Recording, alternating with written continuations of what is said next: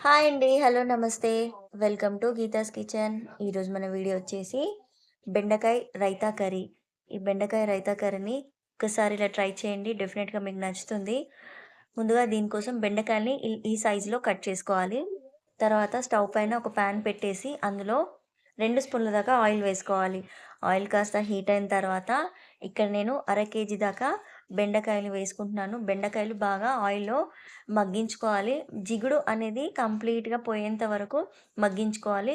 మంట అనేది కాస్త మీడియం ఫ్లేమ్ మీద పెట్టేసి మగ్గించుకుంటే జిగుడు అనేది ఒక 10-15 నిమిషాల్లోపు జిగుడు అనేది మొత్తం పోతుంది.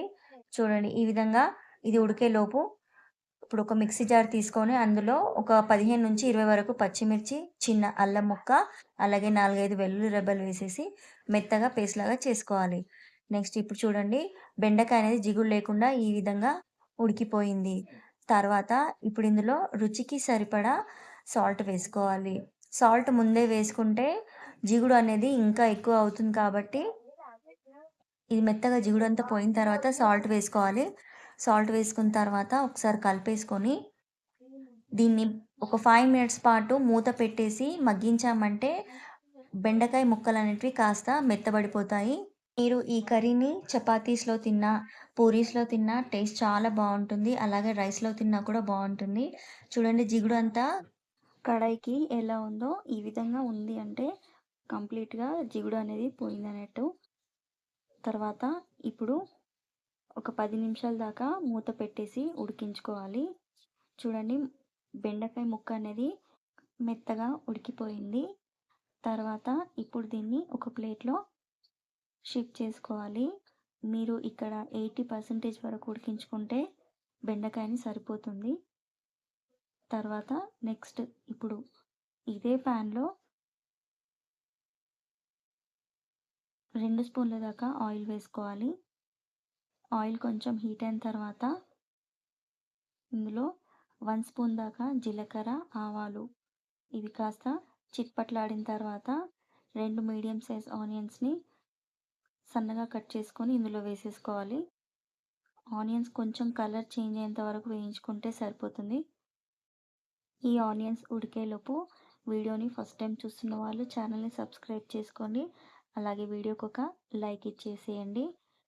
తర్వాత ఆనియన్స్ కొంచెం వేగిన తర్వాత ఇందాక మనం పేస్ట్ చేసి పెట్టుకున్న పచ్చిమిర్చి, అల్లం పేస్ట్‌ని ఇందులో వేసేసుకోవాలి.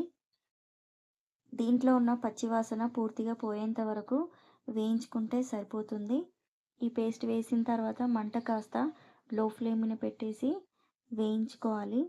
ఇదిలా కాస్త వేగిన తర్వాత ఇందులో 1 స్పూన్ దాకా పసుపు వేసుకోవాలి. ఈ పసుపు వేసుకున్న తర్వాత ఒకసారి కలిపేసుకొని నెక్స్ట్ ఇప్పుడు ఇందులో 1 కప్పు దాకా పెరుగుని వేసుకోవాలి. పెరుగు కాస్త పుల్లది కాకుండా నార్మల్‌గా ఉన్న పెరుగుని తీసుకుంటే బావుంటుంది ఈ బెండకాయ రైతా కర్రీకి. ఇదిలా వేసేసుకొని ఇంకాస్త కొంచెం వాటర్ యాడ్ చేసుకోవాలి.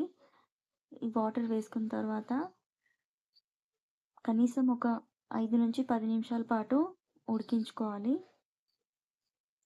ఇందులో ఉన్న పుల్లదనం కాస్త పోయేంత వరకు ఉడికించుకుంటే సరిపోతుంది. నెక్స్ట్ ఇప్పుడు ఇందులో 1 స్పూన్ దాకా జీలకర్ర, హాఫ్ స్పూన్ దాకా ధనియాల పౌడర్ వేసేసుకొని ఇందాక మనం ఉడికించి పెట్టుకున్న బెండకాయ ముక్కల్ని కూడా ఇందులో వేసేసుకొని ఒకసారి కలిపేసుకోవాలి. బెండకాయ ముక్కలు వేసిన తర్వాత మీరు మంట లో ఫ్లేమ్ మీద పెట్టేసి ఇలా వీడియోలో చూపిస్తున్నట్టు కలిపేసుకోవాలి. తర్వాత మూత పెట్టేసి ఒక 10 నిమిషాల పాటు ఉడికించుకుంటే గ్రేవీ కాస్త చిక్కబడిపోతుంది. మధ్య మధ్యలో కర్రీని కలుపుతూ ఉండాలి.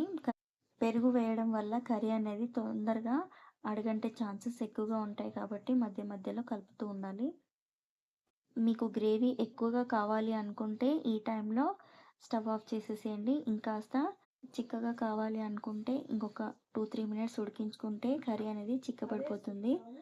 మీరు ఈ టైంలో కాస్త కొత్తిమీర, పుదీనాతో వేసేసుకొని ఒకసారి కలిపేసుకోవాలి. అంతే టేస్టీగా ఉండే బెండకాయ రైతా కర్రీ రెడీ. మీరు ఈ కర్రీని పూరీస్‌లో కానీ, చపాతీస్‌లో కానీ బగారా రైస్‌లో కానీ తింటే టేస్ట్ చాలా బావుంటుందండి. డెఫినిట్‌గా ట్రై చేయండి. అండ్ మీరు ట్రై చేసిన తర్వాత మీకెలా వచ్చిందో నాతో షేర్ చేయడం మాత్రం అస్సలు మర్చిపోవద్దు. వీడియో గనక నచ్చినట్టయితే లైక్ చేయండి, షేర్ చేయండి. అండ్ ఫస్ట్ టైం నా ఛానల్ చూస్తున్న వాళ్ళు ఛానల్‌ని సబ్స్క్రైబ్ చేసుకోండి. Thank you for watching.